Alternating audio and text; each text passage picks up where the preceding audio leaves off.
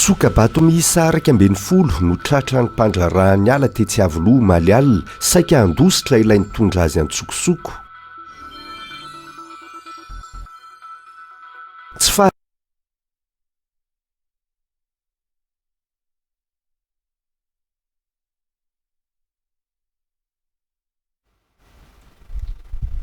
ampitiavana ampifaliana tomboky lasy tomboky vavy no androsoana ato tokantranonao amin'izao fotoana ny fampalalam-baovao izao isaorana ianao tsy misaraka amin'ny fahitalavitra viva intsika anomboana izao fampalalam-baovao izao ny vaovao ny trangam-piarahamonina mifandraika amin'ny tontolo iainana sokabato misaraka amby folo no tratra ny mpandrarahany ala tetsy avoloha maly alina mianga avy any Toliara ireo sokatra ireo raha ny fanazavana azo tsy fantatra kosa ny saika anondranana azy na hitondrana ireo sokatra ireo taorin'ny fifanjevona dia tsy hitapopoka ny mpamily ny mpitondra ilay fiara saingy ny mpitondra azy kosa no efa notanana ary anaovana fanadihadiana amin'izao fotoana izao setra rendrenasy mitondra ny anjinjiny izay isan'ireo sokatra ao anatin'ireo karazany dimy tsy fahita afa-tsy eto Madagasikara reto sokatra tratra tetsy avoloha maly reto na lay antsoina hoe sokabato ny isa araky amby folo izy ireo saingy maty kosa ny iray vokatry ny hitondrana azy antsokosoko ny ainga avy any Toliara izy reto ary avy amina fampitam-baovao avy amin'ny olon-tsotra tany an-toerana no nahafantarana fa misy olona mitondra sokatra antsokosoko ny alina tany Toliara ary hoentina aty Antananarivo rehefa voasaka ny mpandrarahany rano sy ny ala ny mpamily nitondra ireto sokatra ireto tetsy avoloha ary saika ho savaina ny fiara nisy azy tsy nanaiky ilay mpamily ary nilaza fa any amin'ny fasan'ny karana izy ireo vo afaka mijanona tonga teo amin'ny fasan-karana efa mifito mahery tsy hitako le tômôbila le olona tsy hita daholo zany zareo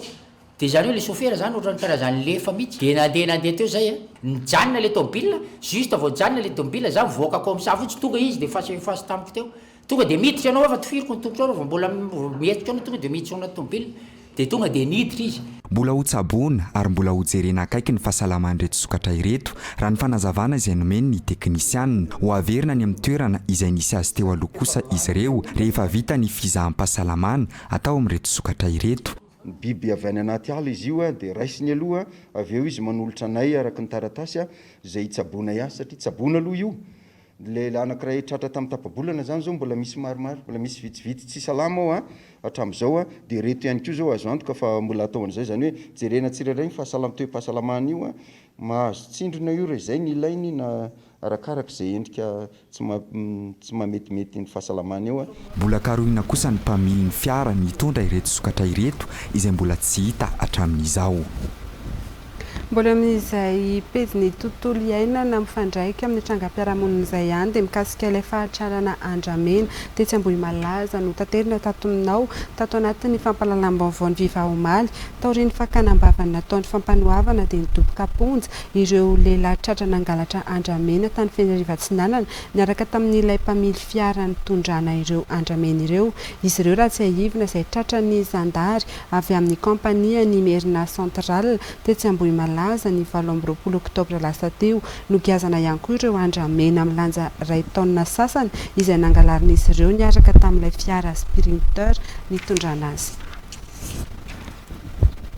eo amin'ny vaovaony sosialy kosa dia ho fanampiana ny vehivavy niara-ny herisetra sy ireo manana fahasembanana hiary indray olona empolo manana fahasembanana sy niara-ny herisetra avy eto Analamanga no nampiofanina avy eo anivo ministera amin'ny fampianarana teknika sy ny fanofanana arak'asa fiara-mientana tamin'ny ministera ny mponina sy ny fiarovana ara-tsosialy ary ny fampiroboroboana ny vehivavy ny UNFPA ary ny maso-ivony Japon eto Madagasikara fiofanana izay nifototra tamin'ny zaitra fandrahoana sakafo ary fanamboarana fitaovana ho an'ny sembana ankoatr'izay dia no fitolorana fitaovana enti-miasa ihany koa ireto farany fitsy miariko feno Yves Chanel mitondra ny anjinjiny izay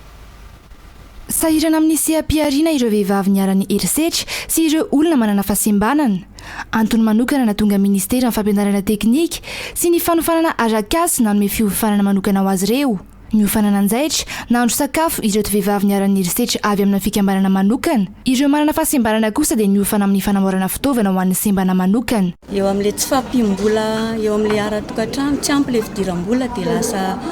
tonga le herisetra nandeha nitaraina tany amin'ny centre d'écoute tao Tsimbazaza dia taotry zareo tao zany no nanome alalana ana dia hiditra ato amin'ity formation ty. Ny zavatra ataoko izao dia anao anjaitra, anao retaillage amin'ny resaka zaitra. Fitaovana namboarinay nanamboatra chaise roulante zay eky ho an'olona malemy dia canne fotsy fa avec détecteur vita eto Madagasikara daholo ho an'ny janto mariana zay semana daholo. Notolorana fitaovana mifanaraka amin'ny seha-piofanany ihany koa izy enimpolo menada ahafahan'izy ireo miage araka ny tokony ho izy ao aorian'izao fiofanana izao fa entina ihany koa entiny tsirairay mampandroso ny fiarahamonina sy ny sehatra misy azy. Io anisany le velirano napetraka ny filoham-pirenena le velirano 4 sy numéro 6 l'éducation pour tous dia le éducation formation emploi. Nanentana ny mpiara-mombona antoka sy ny mpamatsy vola ihany koa ity farany amin'ny tokony anohizana izao etsika izao any amin'ny faritra hafa rehetra eto Madagasikara. Androany teny Ampefiloha no nanolorana ny fanamarinam-piofanana ho azy enimpolo menada ireto sy nanolorana ihany koa ireo fitaovana entin'izy ireo miage. Eo amin'izay pejiny sosialy izay ihany dia olona iray miliara mahery maneran-tany no manana fahasembanana ary ny 5 taona no mihoatra ny 80 isan-jaton'izy ireo. Izany hoe fataonan'ny olona tokony hiasa miabo izay tsy izy anefa ny tahany tsy fananana asa amin'ireo olona manana fahasembanana ireo indrindra eto amintsika noho ny fanilikiliana azy ireo amin'ny sehatry ny asa. Manoloana izany dia nampiofana olona manana fahasembanana 20 mianada izay nivoaka omaly ny OIT ny ministera fampianarana teknika sy ny fampiofanana arakasa miaraka amin'ny fitoerana fampiofanana sembana etsy Ampandrianomby tanjona ny aleovan'izy ireo teny amin'ny sehatra ny fitadiavana. Eo amin'ny pejiny politika kosa dia tsy fahadisoana ny fiarahana miasa amin'ny fitondrana rehefa ny fikatsahana ny fampandrosoana no tanjona hoy ny solombavam-bahoaka voafidy tamin'ny anarany Antoko Tim tao amin'ny distrika Andramasina. Ity solombavam-bahoaka ity izay norohan'ny Antoko Tim noho ny fijoroan'ny vavolombelona fa mahasitrana azy ny CVO nandritra ny fotoana naratratry ny valanaretina COVID-19 azy nanolotra fanampiana ho an'ireo mpianatra mendrika indrindra tao amin'ny distrika na voafidy azy ny solombavam-bahoaka voafidy tao Andramasina ary nambarany fa vola fanampiana avy amin'ny filohan'ny Repoblika Andry Rajoelina no nahafahany nanatanteraka izany. Radoramananjatofo Yves Chanel. Fampandrosoana no andrasana amin'ny mpitondra na olom-boafidy izy na olom-boatendry hoy solombavam-bahoaka voafidy teto amin'ny distrika Andramasina. Solombavam-bahoaka lany tamin'ny Antoko Tima ity solombavam-bahoaka ity saingy norohan'ny antokony isy azy no fijoroan'ny vavolombelona fa nasitrana azy ny CVO tamin'ny fotoana nahavoan'ny COVID-19 azy. Miala miasa amin'ny fitondrana ity solombavam-bahoaka ity ankehitriny fototra fitrasa maro no tanterana ao anatin'ny distrika Iadidiny taorian'ny fifampiresahany tamin'ny filohan'ny Repoblika araka ny nambarany hatrany. Nisantany izay fiara-miasa amin'ny fitondrana izay ny fitonjovana manokana ireo mpianatra mendrika indrindra tao anatin'ny distrika Andramasina. Raha miresaka amin'ny filoham-pirenena inona satria hoe mety hitondra fandrosoana tsy fandrosoana ny tokony ho fahavalonao fa fahantrana zay sa tsy zay ny 19 tapitrisa olanika androany avy any amin'ny filoham-pirenena atolotra ho an'iretakizy reto ao mandeha io raha tsy haiko zay fitsaranareo fitsaranareo fanatokatoko ihany tanjoko dia miatana amin'ny vahoakako zay ihany. Nambarany solombavam-bahoaka avy amin'ny ERD fa afaka amin'ny fanometanana amin'ny fikatsahana ny tombontsoan'ny taolobe ny fitondrana amin'ny joro ankehitriny ary tsy hanavahana firehana izany. Karay ny dioka CVO io izy io velona soma tsara dia mampalahelo tenako amintsika dia ity ny fanaovana politika eto amin'ity Madagasikara ity voaroaka atao amin'ilay atoko misy azy ny Antoko Tima dia ozy aho hoe pina samy narary mafitsika amin'ny rahalahy karaha nyroany Antoko Tima manao zaka mpiretandrasana aminao atao ampandrosoan'ny distrika misy atsika miaraka amin'ny filoha Andry Rajoelina ekenarezasasika eo sotra tompoko. Mpianatra 20 mendrika indrindra tamin'ny fanadina-mpanjakana CEPE, PEPC, Arbac tamin'ny taom-pianarana farany teo no notolorana ny solombavam-bahoaka voafidy teto Andramasina Mari-Pakasitrahana ny alarobia teo. Vola iray hetsy sy ariary ka hatramin'ny 10 hetsy ariary no mena ireo mpianatra araka ny vokatra azony tsirairay. any amin'ny distrika na Tsimondrano kosa dia nosokafana tamin'ny fomba ofisialy androany ny toerana fanodinana fako ho lasa zezika ao amin'ny commune Tanjombato ho fitandronan'ny fahadiovana sy ho fikajonian'ny tontolo iainana no antony nametrahana ny fotodrafitrasa hoy ny ben'ny tanàna ao an-toerana. Radoramananjatova anjara Ratoanaty Velo. Fako raha taona isan'andro io no ohatra ny eto amin'ity toerana fanodinana fako eto tonga arivo Tanjombato ity ho avadika ho zezika avokoa ny 570 ny fako ahodina eto. Efa misy kosa ny fomba fahitantannareo tsy azo ahodina ho zezika biolojika sy 10 taona isa-taona no avoaka eto amin'ity toerana ity. Fatrehana ara-natoraly moa zany no ataontsika eto amin'ity fotodrafitrasa ity, zany hoe avadika ny fako triena ny fako dia avy eo ny partie dégradable zany na mety loha dia ahotrika dia avadika moa zany izy ataon'le hoe principe na fermentation dia avadika sy tondrana matetika atao azo mihafanana dia zay no angonina avy eo phase de maturation zany afana mazo zezika. Tsy ireo tantsara le Tanjombato ihany no siraka ny zezika vahodina eto fa ny tantsara manodidina hoy ny ben'ny tanàna manentana ny tokantrano ahitan-tanàny fako sy kajany tontolo iainana koa ny tenany. Tena mahafinaritra dia le hoe filière na gestion déchets organiques izay amin'ny fanatsarana anazy mba ankoatra ny fitandrovana tontolo iainana dia ifanentanana ny vahoaka ny fotony ampiasaka fitaizana satria miditra natao hoe assainissement tsika manao ny fototra natao hoe fampandrosoana dia faly zany zay satria tanteraka miainga avy any fanangonana ny fatiny fotony eo anivon'ny tokantrano dia tonga amin'ny toerana fanangonana ny fako reny dia avy eo tanteraka hoentina aty amin'ity toerana fanarinana ny fako dia eto amin'ity toerana fanarinana fako ity indray misy an'ilay unité de traitement les déchets dia mifarana zany ilay cycle ray manontolo mihitsy izay misitraka an'izany commune eto ilaina natao hoe fiaraha-metany tsirairay satria ny fitaovana rehetrarehetra miasa amin'izany na ntsika olombelona na ny machine miasa zany dia mila fiaraha-miasa fitandrovana ary sady miaro ny tontolo iainantsika no mandrindra ny fiainantsika. Fiaraha-miasa tamin'ireo mpiara-miombona antoka tsy miankina no nahafanana nangana ity fotodrafitrasa fanodinana fako eto tonga arivo Tanjombato ity. Tafiditra anatin'ny politika ny fitondram-panjakana amin'ny alalan'ny ministeran'ny rano ny fidiovana ary ny fanadiovana ny fisian'ny fotodrafitrasa toy ny fanodinana fako amin'ny commune Tanjombato hoy ny tale général ny fanadiovana sy ny fidiovana eo anivon'ny ministera. Arak'izany dia manentana ireo commune hafa mba hiroso amin'ny fananganana izany ny ministera raha nambarany hatrany. Ndao arahantsika fanampanazavana. Tafiditra tanteraka ao anatin'ny politika ny fitondram-panjakana sy tafiditra ihany koa ao anatin'ny tanjona izay napetraka ny ministera ny rano fanadiovana ny fametrahana zao fotodrafitrasa ataoko hoe manodina ny fako lasa zezika izao. Zava-dehibe ny fisian'izao fotodrafitrasa zao satria miaro ny tontolo iainana ary manamora ihany koa ny fiainana andavanandro. Ary ny fotodrafitrasa moa zany ataoko hoe pilote no natao eto zerana amin'ireto mpiara-miombona antoka ny grety dia manentana koa zany zahay nireo mpiara-miombona antoka ireo mba ataoko hoe hanitatra ny toerana eto Antananarivo satria betsaka ihany ny commune izay ataoko hoe mbola tsy manana an'izao fotodrafitrasa izao mbola tsy mametraka an'izao rafitra izao mba hifanampy ny ministera ny rano fanadiovana dia eo ihany koa manamora ny rehetrarehetra indrindra fa fitadiavana lalam-bola mba azon'ny commune tsirairay avy manana an'izao fotodrafitrasa izao. Rehefa avy any Tanjombato isika dia ho an'ny Ankarobato indray nahazo lycée vaovao ny commune Ankarobato nanamaivanana ny fahasahiranan'ny mpianatra sy ny ray aman-dreny ny fahavitany lycée vaovao raha nambarany ben'ny tanàna ao an-toerana. Fiara-miasa teo amin'ny gouvernemental japonais sy ny commune Ankarobato no nahafahana nanangana io fotodrafitrasa io. Fiara-miasa izay manatanteraka ihany koa ny velirano faha-efatra mikasika ny fanabeazana. Fanadihadiana eo amin'ny sariny anjara Razoanary Velo.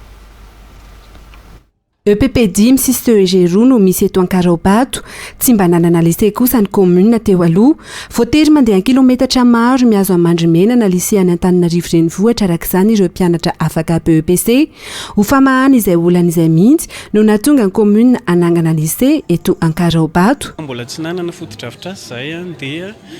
na zahay makeny amin'ny lycée Mandrimena izay 7 kilometatra miala eto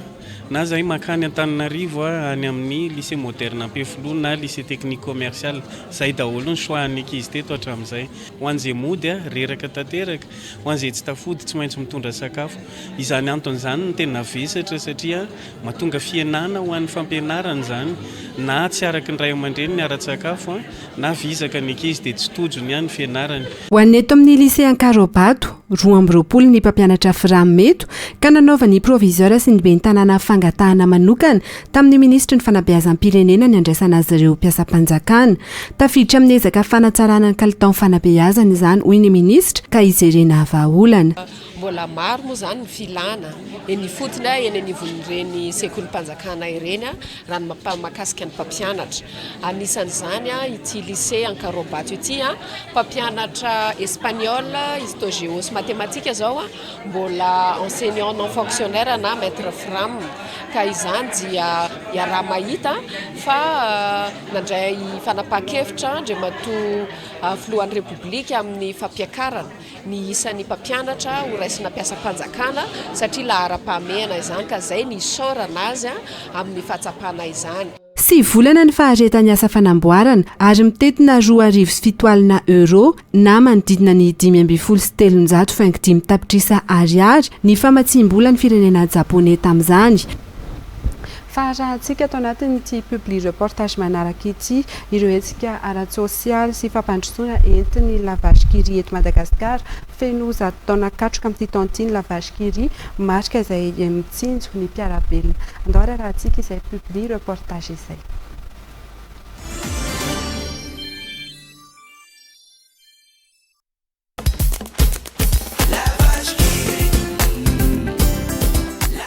Feno zato taona katroka amin'ity taona 2024 ity ny marika français la vache-kiri izay noforon'ny Léon Bell ny taona 2019 tany Jura France. Firenena maherin'ny 30 no ahitana azy io amin'izao fotoana izao. Anisan'izany Madagasikara. Ny orinasa Somadis na Société Malgache de Distribution no mpanjinjara ny la vache-kiri eto antsika. Ny fiarovana ny tontolo iainana no anisan'ireo hetsika nanamarika ny fahazatotaonan'ilay la vache-kiri teto Madagasikara. Tanàna iray miala 80 km ny renivohitra antsoina hoe Atolo-Janahary ao Ankazobe izay sahany ny fikambanana Akamaso tarihan'ny Mopera Pedro no nanaovana fambolena zanak'hazo frêne sy acacia miisa 500 zao moa dia ho mariky ny fandraisana anjara la vache-kiri eo amin'ny fanasoavana ny firenena amin'ny lafin'ny tontolo iainana izay iarahanay amin'ny fikambanana Akamaso sy ny ministera ny tontolo iainana. Zany moa zany dia nataonay isaorana ihany koa ireo mpanjifa izay niaraka tamin'ny la vache-kiri nandritra n'izay fotoana naharitra izay. Ny ministeran'ny tontolo iainana no nanome mamaim-pona ireo zanak'hazo any la vache-kiri izay namboly izany niaraka tamin'ireo mpianatra miisa 50 avy ao Atolo-Janahary. Satria tsara ny nome dia nisy ihany koa ny fiarahana ny faly sy fihinanana la vache-kiri ary fiarahana ny sakafo. Tonga nizara afaliana teny amin'ny foibe ny fikambanana Akamaso teny Andralanitra ihany koa ny solitenan'ny la vache-kiri. Tamin'ny alalan'ny fanolorana la vache-kiri miisa 100 baoritra no nanaovana izany. Naneho ny fihetseham-pony manoloana izany i Mopera Pedro. Karazana famporisena ho anay izany sady fankairezana ho anay matoa orinasa manankaza manana voninahitra toy izao ary efa mankalaza 100 taona dia ity fikambanana Akamaso ity no fidina. Mifanody tsara amin'ny finiavan'ny fanjakana malagasy amin'ny herinan'ny Madagasikara ho nosy maitso ny fambolekazo niarahany la vache-kiri tamin'ny fikambanana Akamaso izay modely amin'ny fivoarana ara-tsosialy eto Madagasikara. Mametraka lova tsara ho an'ny taranaka malagasy ho an'ny 100 taona manaraka izao fihetsika izao.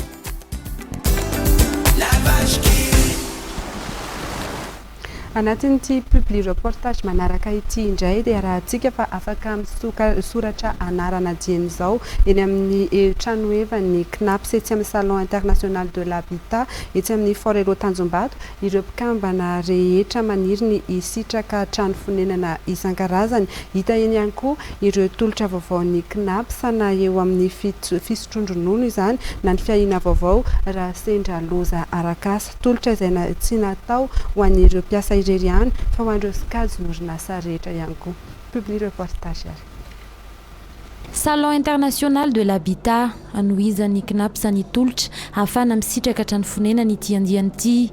Trano izay arahany knaps amin'ireo pré-ombinantoka maro toy ny analogue sy promoteur immobilier ary ny banky eto Madagasikara. Efa tsy ho elintsony ny fitsinjarana ireo trano ireo izay ifanaraka amin'ny karaman'ireo mpikambana ara-dalàna ary alotsy kelikely araka ny fahafahan'ireo mpikambana ny vidin'ny trano. Misy ny politika ny fampananana trano ataon'ny fanjakana amin'izao fotoana izao dia izay knaps mandray anjara amin'izay amin'ny alalan'ny fanamorana ny fidiran'ireo mpiasa izay mpikambana ato amin'ny knaps mba hisitraka an'io fahazahoana an'io trano ary manana partenaire technique zay miaraka amin'izay dia ny analogue manana partenaire financier ihany koa banque dia eo moa ny fanjakana manampy amin'izay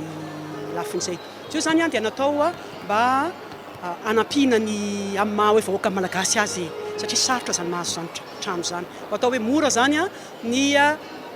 fahazahoan'ny adhérent ato amin'ny knaps an'izany trano zany. Ankoatr'izay afaka misitraka ny tolotra vaovao dia ny retraite complémentaire ety amin'ny salon international de l'habitat ireo mpikambana anatin'ny knaps. Tsy dia fantatry ny olona loatra fa le retraite de base loatra ny fantatr'olona. Dia nay anefa retraite complémentaire anay anisan'ny mora ihany. Dia varotana ihany koa zany io retraite complémentaire io mba tsaratsara kokoa ny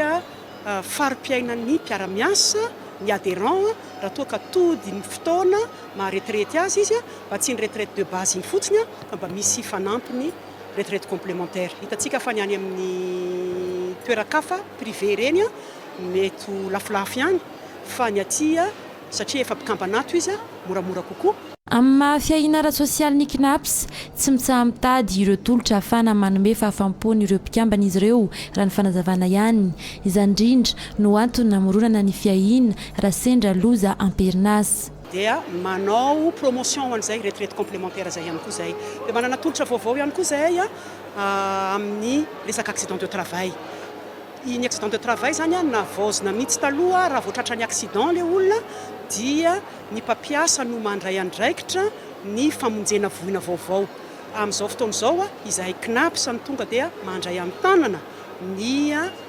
famonjena an'ilay ain'ilay olona tratry ny accident de travail. Nanomboka omaly ary tsy farana ratsy amin'ny alahady avy izao ny salon international de l'habitat etsy amin'ny zone forêt Lotanjombato. Sponsor officiel ity etsika ity moa ny knaps. Iverenantsika ny vaovaon'ny politika noraisiny vahoaka tamin'ny fomba ofisialy omaly tolakandro tao maro antsetra ny filoha lefitry ny anteny Mirandoolona misahana ny tapany avaratra Eric Bessou. Io no fionana voalohany taoriana tafiditra azy ololon'ny Madagasikara sy mpikambana amin'ny birao maharitry ny anteny Mirandoolona. Ny fiantsoroany io andraikitra io no ambarany fa hery lehibe ho an'ny faritra tonga ny fampandrosoana hipaka eny anivon'ny vondrom-bahoaka itsinjara-pahefana. Ivadika ny pejy maro antsitra sy ny faritra Analanjorofo manomboka izao hoy ny filoha lefitry ny anteny Mirandoolona Eric Bessou raha niona voalohany tamin'ny vahoaka maro antsetra omaly. Nambarany fa hiady ho an'ny fampandrosoana sy ny tombotsoan'ny faritra Analanjorofo sy ireo faritany mamaritra ny tapany avaratra izay andreketany ahitana ny faritany Natsirana na Mahajanga sy Tomasina izy. Nanome tokony vahoaka ny filoha lefitry ny anteny Mirandoolona Eric Bessou fa vonona iantsoroka ny ajidy sy ny andraikitra napetraka aminy ary hitandro ny fihavanana ary fanampy amin'ny mpiarabelona. Hitanao nge raha voanandray an'ity asa ty fotsiny zay dia efa be dia be ny toerana voatsidika efa tany amin'ny Sava niaraka tamin'ny filoham-pirenena zao tsika hito maro antsetra olona vololany be zao hitantsika omaly reny ary efa niona tamin'ny be ny tanàna aty maro antsetra sy manana zany zavatra zany eritrereto fa vola andro vitsivitsy no nandraisana an'le asa ka dia manome toky anao fa vito akio ary anao zay tratra ny heriko rehetrarehetra raha tsy manao an'izany dia tena zany mihitsy ny mandiso fanantenana ny tenako ary mamita tena raha ohatra ka dia nizao tsy manana an'izay herim-po sy heritsaina entina mitana an'izay adidy zay miandro zay. Anisan'ny faritra tara amin'ny fampandrosoana sy ny fotodrafitrasy maro antsetra manano sarotra ny fifamoivoizana an-tanety ratsy ny lalana mihazo ireo distrika efa antitra tsy manara-penitra ny akamaroan'ireo fotodrafitrasa ilain'ny mponina. Nilaza ireo nandray fitenenana fa reharehan'izy ireo ny nanendren'ny filoham-pirenena ity zanaky maro antsetra sy Analanjorofo ity iantsoroka ny andraikitry ny filoha lefitry ny anteny Mirandoolona ary samy mametraka ny fanantenany ny sy ny fampandrosoana amin'izay ao anatin'ny faritra. Fahetsika vaovao entin'ny ministeran'ny mponina ny zoma fifanampiana araky ny anarany desaky ny zoma no anaovana ny hetsika tamin'ity androany ity dia tao boriboritany faharoa no nantanterahana izany zokiolona sy olona manana fahasembanana miisa 720 ao amin'ireo fokontany 420 mandrafitra ity boriboritany ity no nisitraka izany vary, menaka, siramamy, ronono, savony no natolotry ny ministeran'ny mponina isan'ny nisitraka fanampiana ihany koa ireo mpanao fanatanjahantena sy ny fokontany miandrarivo nanamarika ny olom-bofy tao an-toerana fa ankoatra ny filohan'ny repoblika dia ny ministra Prinsias Soafiliry no olom-panjakana namangy ity fokontany ity. Fanampanazavana. Araka ny politika vaovao izay tanterahinay eo anivon'ny ministeran'ny mponina dia isaka ny zoma tahaka izao dia manao hetsika zoma ny fifanampiana izay rehetra mpiara-miasa eo anivon'ny ministera. Ka tonga eto izay androany amanga ianareo ray aman-dreny, ianareo havana izay eto anivon'ny boriboritany faharoa sady hitondra an'ireto zavatra kely izay tsy natao ahafaka ny fahasahiranantsika fa mba etaetaponay hifanampiana aminareo satria asesiky ny fitiavana koa mirary soa sy mirary fahasalamana ho anareo mandrakarivo azakivy mahereza matoky fa ny fitondram-panjakana izay tarina Andriamatoa Filo Andry Rajoelina dia tsy mamela anareo irery fa mikatsaka hatrany izay anakakezana anareo vahoaka sy hitsinjo anareo vahoaka tsy akanavaka. Omaly 4 novambra kosa no nankalazan'ny indianina maneran-tany ny fetin'ny Diwali nankalaza izany tetsy amin'ny toeram-ponenan'ny masoivo indianina tetsy Analamahitsy ihany koa ireo teratany monina eto Madagasikara omaly alina nanatrika sy nanome voninahitra ity lanonana ity ny filohan'ny antenimieran-doholona ny filoha lefitry ny antenimieram-pirenena sy mpikambana vitsivitsy eo anivon'ny gouvernement ary olom-panjakana malagasy sy vahiny hafa. Ny Diwali dia fetin'ny hazavana natao hifanolorana fanomezana sy andefasana afomanga maritra 5 andro ny fetin'ny Diwali ka ny andro fahatelo no tena manandanja indrindra antsoina hoe Bari Diwali natokana anandratana ny DS Lashkami ary ny 4 andro ambiny kosa dia mifandray amin'ny angano sy ny fomba ny solontenan'ny firenena malagasy ny araba ny vahoaka indianina tratry ny Diwali omaly ny filohan'ny antenimieran-doholona. Fanampanazavana. Le monde traverse des périodes difficiles. Mandalo fotoan-tsarotra ankehitriny izao tontolo izao, voatsely isika no niatrika ny valanaretina Covid-19,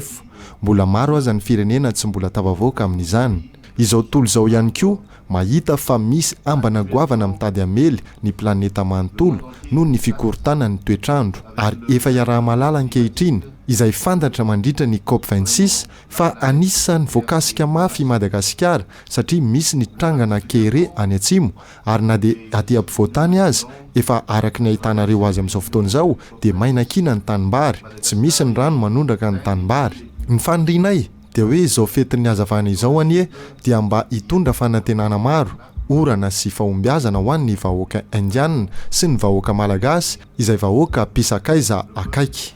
Indien et le peuple malgache qui sont des peuples eo amin'ny vaovaon'ny fahasalamana dia distrika mbola anatin'ny ady amin'ny aretina tazomoka ny ao amin'ny distrika Nantsiranana faharoa faritra Diana amin'izao fotoana izao mahatratra 5,000 mahery ny tranga vaovao tao an-toerana tamin'ity taona 2024 ity anatin'ny fanamafisan'ireo fepetra isorohana ny fianaky ny aretina tazomoka ireo tompona andraikitry ny fahasalamana any an-toerana tsy maharaka ny filana ao an-toerana ny famatsiana lay misy odimoka raha toka ny akatra ny tany mponina resilahatra tamin'ny fampiasana izany. Andoniana Maristina.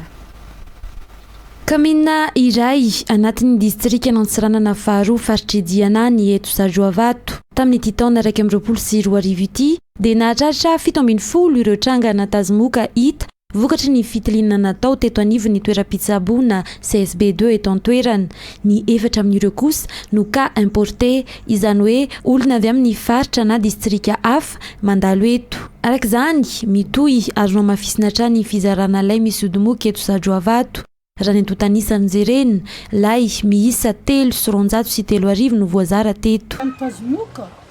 iaragna amin'ny tazomoka retina tazomoka io na zay mba ravorafo nazy lay moko boka magnadara amin'ny fotoagna zao io manjary mialamboatra ny zaza zay misy lay aty tsisy ridy ankizinay amin'izay ny lahy ndraiky vavy aminay tsy tokotry fandiagna raiky manjary tsy sasany tsy mahazo zay tokony matelo lay nazinay zay aminay aty tegna tsy ampy ny ravaviko ary koa zaza ireo tsota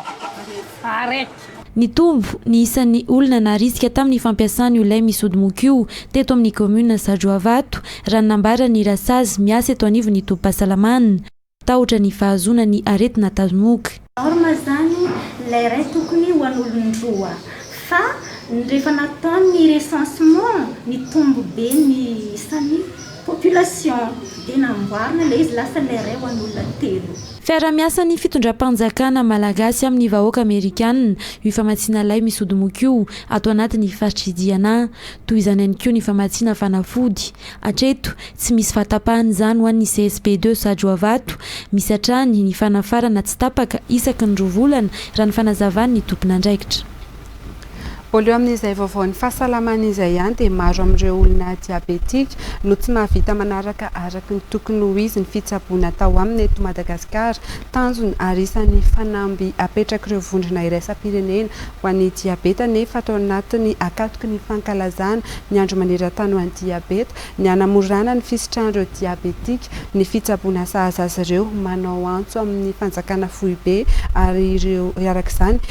ny ireo marary ao amin'ny andia malagasy miady amin'ny diabeta ifanometanana ho an'ireo zon'ireo diabetika ahazo ny fitsaboana mendrika Andoniana Martina Njara Randriantso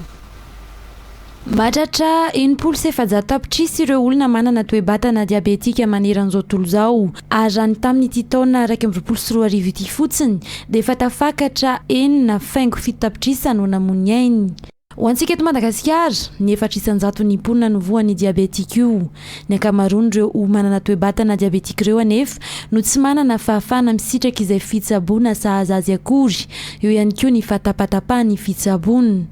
matetika anefa raha tsy efa miseho ireo voka-dratsy ateraky ny diabeta amin'ny vatan'ny olona iray toy ny fatapahany lalandrà izay vao manantona toeram-pitsaboana ny marary satria raha nytenenintsika teo raha ny insuline sy ny fanafody hohanina fotsiny no raha mijanona eo mety ho zakan'le diabetika any be dia be tsy mahazaka fa mety misy mahazaka an'izay fa efa tonga le voka-dratsy ny lazain'ny dokotera teo dia eo no tena mahasosotra le izy dia zay mba nahitairana antsika amin'izao fotoana izao hoe ahoana no isitrahana an'ireo olon'ireo tafakatra hatrany amin'ny 3 tapitrisa ariary ihany koa ny vola lany ny marary iray amin'ny fitsaboana ny diabeta mavesatra le izy indrindra ho ana firenena tahaka Madagasikara hoe raha andany 3 tapitrisa ianao mandany eo amin'ny 3 hetsy ane zany ianao isam-bolany amin'ny fitsaboana dia ho lavorary ny fitsaboana ao ny tenanao firy amin'ny tokantrano no manana izay dia izay zavatra izay zany no mbola angatahana tsy ny fitondram-panjakana rehetra fa ny tsara sitrapo rehetra efa misy ny dingana anamorana ny fisitrahana ireo fanafody hitsaboana ny diabeta eto Madagasikara iarahana amin'ny ministera ny fahasalamam-bahoaka raha ny fanazavana ny fampidirana ny insuline mbola anatin'ny fampidiniana kosa ny fanafoanana ny tatao-ketra alaina amin'ireo fitaovana ilain'ny diabetika ny pejy ny fanatanjahantena no amaranantsika ny tapany voalohany amin'izao fampahalalam-baovao izao saika marana ny fitaom-piasany avokoa amin'izao fotoana izao ny ankamaroan'ireo filohana federation no amin'ny taranja ara-panatanjahantena misy eto Madagasikara raha ho an'ny taranja tenisy ambony latabatra manokana ny resahana dia vinavinaina ho tanterahana ny faraparany ity taona 2024 ity ny fanatanterahana ny fifidianana izay io filoha hitantana indray ny federation manoloana izany dia lehilahy iray izay fa maro mpahafantatra eo anivonyity taranja tenisy ambolatabatra ity no naneho ny fahavononany ilatsaka hovidina amin'izany toerana izany dia Andriambololotse Nonjiva antony voalohany nahatonga azy nandray izao fanapahan-kevitra izao ny faniriana hitondra fiovana sy fivoarana eo amin'ity taranja tenisy ambolatabatra eto Madagasikara ity. Fanampanazavana. Le fiovana mizara anankiroa fifana voalohany dia hoe hiverina amin'ilay tanjona tany amin'ilay niveau sitsika nisan'ny zokinay taloha satria araka ny tenina teo dia taloha tsika taty amin'ny Océan Indien tsika malagasy ny tena nanjaka tamin'izany fotoana zany tonga tany amin'ny médaille de bronze tsika tamin'ny championnat d'Afrique ambony be zany zavatra zany tonga amin'izay tratraritsika zay aloha zay ny tanjona voalohany. Tanjona faharoa dia iohatran'izay tsika tia hanao championnat de Madagascar du monde tsika classé au niveau mondial tokony manao U11 zany moins de 11 ans dia tokony mandeha participer any. Effectivement raha nahititsika tena naraka tsara tamin'ny Jeux des Îles farany teo ny médaille d'or vehivavy ane ka 11 ans ankizy vavy Maldives ta Maldives izy 11 ans izy resany dolo tsika. Dia izay ihany koa no mamarana ny tapany voalohany tamin'ny fampahalalam-baovao ny vaovao-paritra no arahanao ao anatin'ny tapany faharoa ampahafantarina ianao fa hiverina ao anatin'ny fandarana dinika ambany tafitrano araky ny fangatahan'ny be sy ny maro ny resadresaka makasika ny olana ny mpitsabo veterinera sy ny olana makasika ny alatromby izay miteraka hatrany amin'ny famotsiana omby alatra. Izay zany raha tsika ato anatin'ny fandarana dinika ambany tafitrano izay ampatsiahivina fa famerenana ny fandaharana tamin'ny heriny toy izao. Fitiny ariko feno miaraka aminao anatin'ny fampahalalam-baovao amin'ny fiteny frantsay aorian'izay no anarahanao izay tata izay. Tena kosa mametraka ny veloma mandrapitafa ho manaraka indray. Veloma tompoko.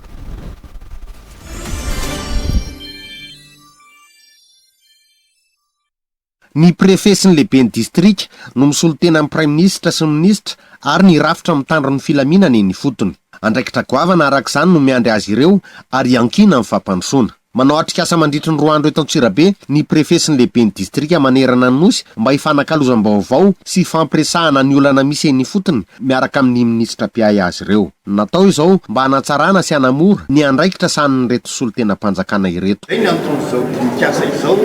hifanankalozam-baovao, hifampiriniana ny fomba fiasa, hifampiresahana mikasika ny olana mitranga ny fotony ihany fa tsy hoe aty ambony latabatra aty fotsiny miaino zareo fa zareo mihitsy natsoina mba miara miresaka ary milaza ny tena olana hitany eo amin'ny fanatanterahana ny asany ary dia miara mikaroka vahaolana ny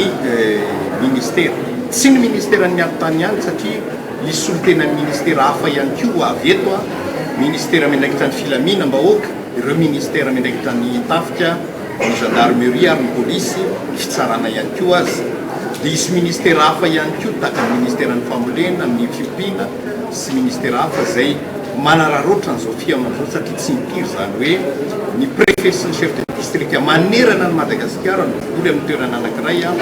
fotoana ahafahana mba mifanakalo-hevitra sy mampitovy ny tadin-kanga eo amin'ny fikarakarana ny fampandrosoana ny vahoaka malagasy manerana ny nosy. Antenaina arak'izany fa hiaraka hiainga ny fampandrosoana manerana Madagasikara aorian'izao atrikasa izao raha nambara ministra hatrany. Hanao atrikasa tahak'izao eto Antsirabe mandritra ny 2 andro ihany koa ny gouvernoura paritra rehetra manerana ny nosy miaraka amin'ny solon-tena amin'ny ben'ny tanàna maherin'ny 300 manomboka ny alatsinainy izao.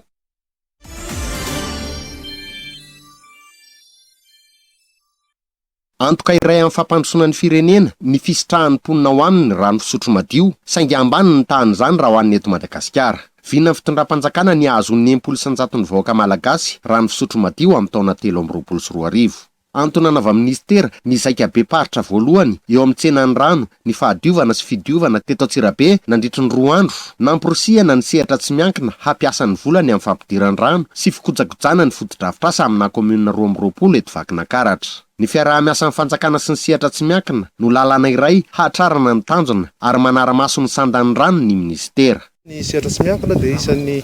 fiaraha-miasa anankiray lehibe satria misy zavatra vitan'ny anjaran'ny fanjakana, misy zavatra anjaran'ny sehatra tsy miankina. Fa kosa nefa na izany zany dia zao ny sehatra ny rano tsy hoe sehatra azo ampiakarina araka ny zay tiavana azy zany ny vidin-drano fa misy fetrany ary zay fetrany zay dia anomezan'ny fitondrana toromarika satria io zavatra service tena hoe manana misy lafiny ara-tsosialy ho fetraina zany zay vidin'izay mba hahatonga ny olona rehetra na sahirana na manam-bola tsy maintsy mitady rano noho zany mijerentsika manokana ny olona sahirana mba tsy ny vidin'ny rano no sakana atonga azy tsy hiditra anatin'izay fisotroana rano madio zay. Taoriny dinika dia nisy ny fitsidiana ny trano eva nampiseho ny ben'ny tanàna ny fandarana asany makasika ny rano fisotro madio any aminy ary nahafahany ny fampiresaka ny vantana tamin'ny minisitra Pia. Samy naneho ny fahavononany amin'ny fiaraha-miasa ny ben'ny tanàna.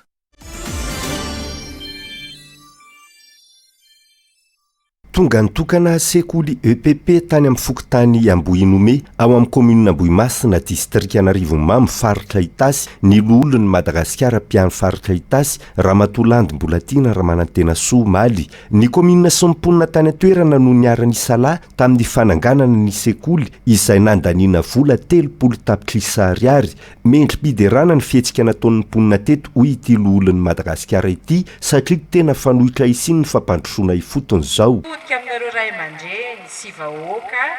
dia misaotra betsaka indrindra mendrim-piderana ny fihetsika nataonareo izay ny fanometanana tamin'ny andriamatoa ben'ny tanàna tamin'ny fanatanterahana ny azy ity satria izay tokoa hoe tsy misy afaka ny ilaza hoe avita tena rery zany fa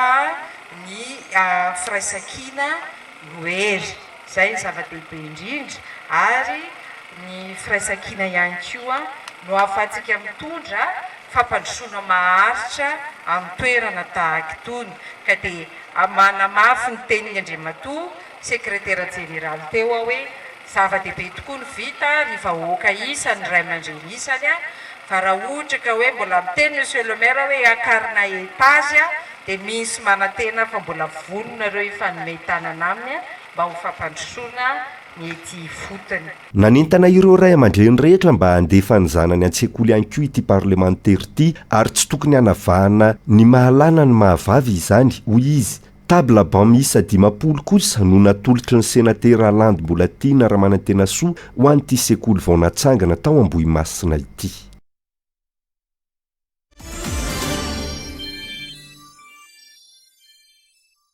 Vola amina miliara maro no avery eto Madagasikara noho ny fisiany jono tsy ara-dalàna na ila atao hoe jono INN. Raha ny nambara dia 12 tapitrisa dolara isa taona izany. Mila averina any amin'ny kitapom-bolam-panjakana ireo vola ireo. Hoarena ny malagasy hoy ny ministry ny jono sy ny toekarena manga raha nanontrina ny atrikasa fivoriana an-tampony ametrahana ny fanaraha-maso sy ireo fepetra raisina eny anivon'ny Serana-tsambo iadina amin'io jono tsy ara-dalàna io adeto Mahajanga.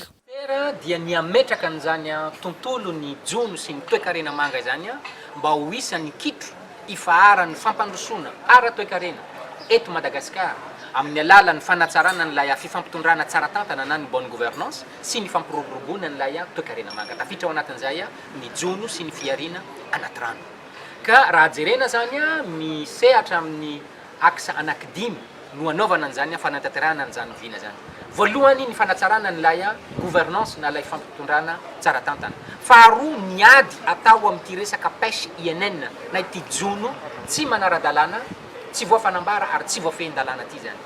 Ny fahatelo anatin'izay dia ny fanatsarana ireo accord de pêche rehetrarehetra zany. Ny fahaefatra dia ny fampiroboroboana n'ilay économie bleue na ilay toekarena manga. Ny fahadimy farany dia ny fanatsarana n'ilay rohin-karena na ilay antsoina hoe chaîne de valeur ho an'ilay filière rehetrarehetra zany. Tafiditra ao anatin'izay ny resaka crevette, ny resaka poulpe, ny langouste, ny holoturie, ny algue, ny poisson pélagique, ny poisson démersaux tafiditra daholo zany ao anatin'izay rehetrarehetra zay. Ny crabe ihany koa tafiditra ao anatiny ao rehefa hoe ressource stratégique an-dranomasina zany dia tafiditra ao anatin'izay.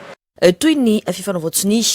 ny fifanarahana momba ny accord sur la mesure du ressort de l'état du port nataon'ny Madagasikara niaraka tamin'ny FAO izao fivoriana natao izao. Iarahana amin'ny stop illegal fishing ny ivitoerana mpanaramaso ny jono eto Madagasikara sy ireo izay misehatra manodidina izany. Aoriana izao ho ampiarina amin'ireo Serana-tsambo miisa 5 mandray sambo sehatra amin'ny jono ireo fepetra ireo aveo. toy ny antsiranana mahajangy eoaly toliary ary atoamasina ahafana mampandroso ny sehitry ny jony manaradalàna sy maharitra ary aradrariny.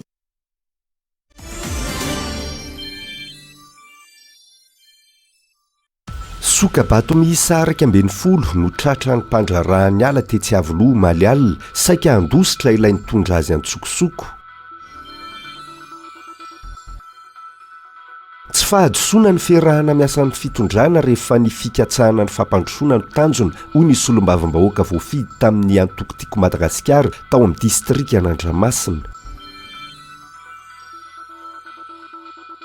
Nahazo lycée vaovao ny komina Karobato anamaivana ny fahasahiranan'ny mpianatra sy ny ray aman-dreny ny fahavitan'ny lycée vaovao ranonambarany ben'ny tanàna. Maro amin'ireo olona diabetika no tsy mahavita manaraka araka ny tokony ho izy ny fitsaboana atao aminy eto Madagasikara, tafiakatra 3 tapitrisa ariary ny vola laniny marary ray.